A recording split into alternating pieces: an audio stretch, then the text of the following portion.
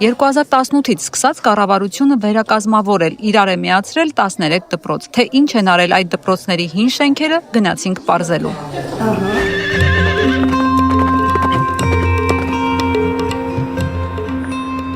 Արաքսիկ հարցնում են գյուղի դպրոցն աշխատում է, չէ, աշխատում է, թե չէ գյուղի դպրոց։ Գյուղի դպրոցը Լոռու մարզի Գուգարք համայնքի Հովհաննես Շիրազի անվան դպրոցն է։ Չի աշխատում 2023 թվականից։ Այս դպրոցը ամբողջ գյուղին սպասարկել է։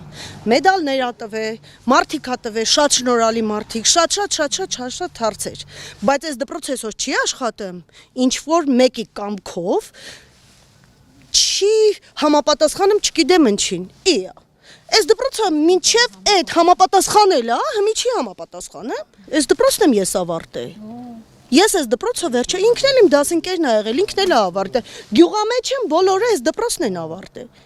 Ու ասենք ոչ մի չափանիշների հարց չի արել։ Բարից բուն իմաստով։ Դաժե հենց մի երեխեքը ստեղ, հենց մի ստեղ, երեխեքը գալիս են ինչ որ այնտեղ հերիք չի անում, գալիս են ստեղ ինչ որ, չգիտեմ, ռոբոտաշինությունն է, ինչն է, ինչը։ Եթե այդ կարը մեն անեն։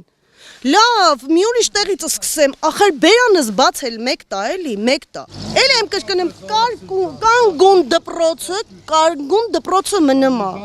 Պատճառաբան են, ինչն է պատճառը։ Պատճառաբանում են, դրանք չի համապատասխանում մեր ժողովրդի ոչ մի նորմատիվներին։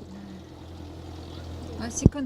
ինչքան էլ իրենք ասում են մենք դպրոց սարքող, մանկապարտեզ սարքող։ Հենց բան չկա։